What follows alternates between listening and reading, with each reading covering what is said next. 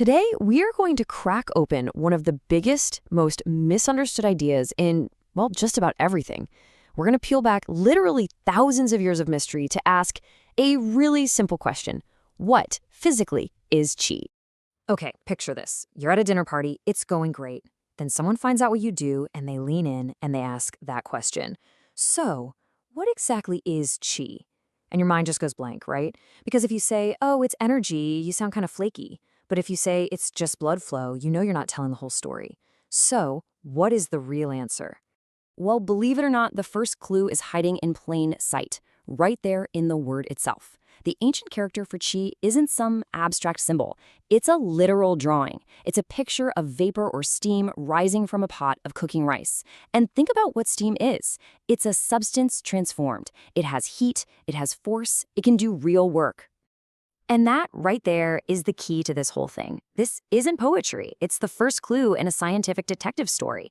The ancients weren't talking about magic. They were describing physics. They were observing a complex system.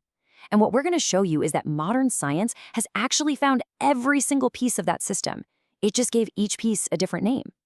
So let's open up the case file. We're going to walk through count them, seven different scientific discoveries that, when you put them all together, they build an undeniable physical profile for qi. All right, our first piece of evidence. This one comes from a very unlikely place: orthopedic surgery.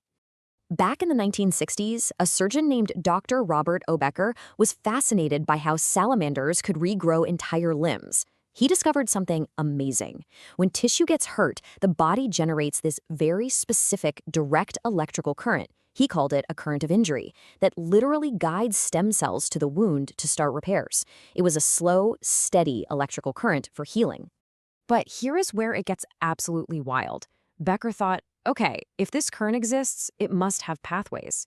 So he decided to map the entire human body, just looking for the points of lowest electrical resistance, the superhighways for this current. And when he finished his map, it was a point-for-point perfect match for the ancient acupuncture meridian charts. He'd stumbled upon the body's wiring. Okay, let's move on to our second clue. This one takes us from the body's electrical grid into the really strange and wonderful world of quantum biology.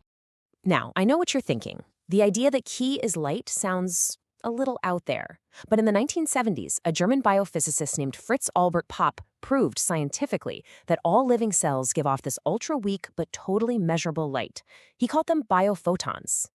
And what he found was that this isn't just random twinkling. It's a high-speed communication network. The DNA in our cells acts like a tiny fiber optic cable, sending and receiving these coherent light signals to coordinate everything at, well, the speed of light. Healthy cells glow like a steady laser. Sick cells? Their light is chaotic and scrambled. The body is literally broadcasting its health with light. All right, clue number 3. This one brings that big, floaty concept of energy down from the clouds and puts it right inside the engine room of every single one of your cells. In physics, energy is just the capacity to do work. In our bodies, the thing that does the work is a molecule called ATP. It's made by these little tiny motors inside our mitochondria that spin at something like 9,000 RPM. This ATP is the universal battery pack that powers everything you do. So when a practitioner diagnoses you with qi deficiency, they're not being mystical. They are describing with startling accuracy the symptoms of your mitochondria not making enough ATP. Our fourth piece of evidence it's just a shocker. It is the discovery of a brand new organ that was hiding in our bodies in plain sight for centuries. So in 2018, a paper comes out announcing the discovery of the Interstitium. What is it? It's this body-wide network of fluid-filled channels inside our connective tissue. It's basically a superhighway for all kinds of signals. And you know why we missed it for so long? Because when we prepare slides for a microscope, we drain the fluid, and the whole structure just collapses. For thousands of years, Chinese medicine talked about the waterways of qi, and in 2018, we finally found them. So let's get to clue number 5 and see how this all starts to connect. What is actually happening on a physical level when an acupuncturist twists a needle? Dr. Helene Langevin at Harvard used ultrasound to watch this happen. She saw that when you twist a needle, the collagen fibers in your connective tissue wrap around it, kind of like spaghetti on a fork. Now, collagen has this really cool property called piezoelectricity.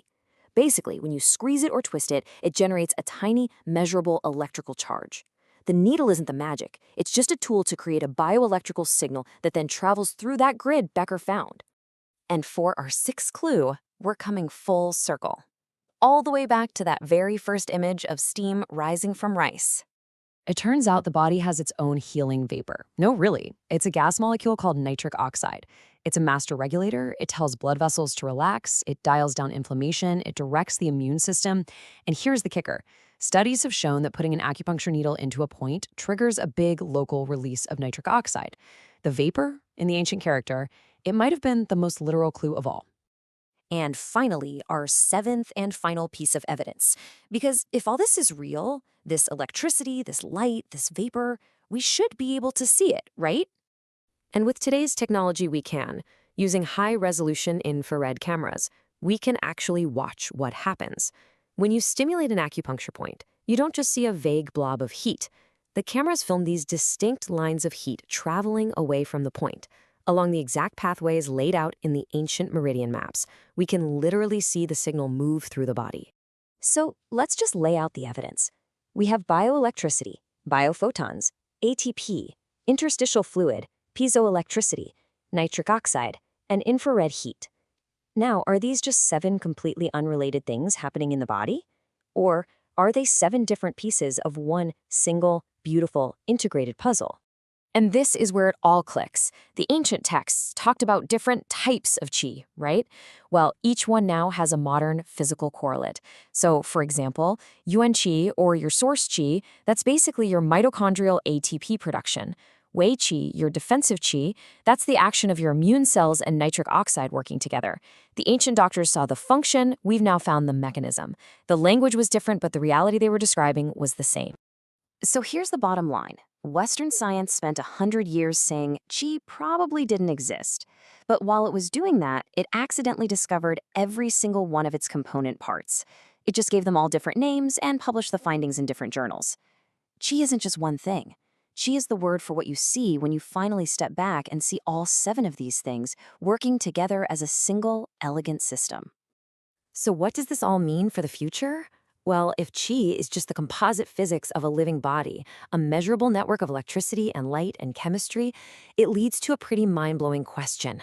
What if we don't need needles? Can we build technology that speaks directly to this system? Can we one day build a machine that generates qi? That's where this science is headed next.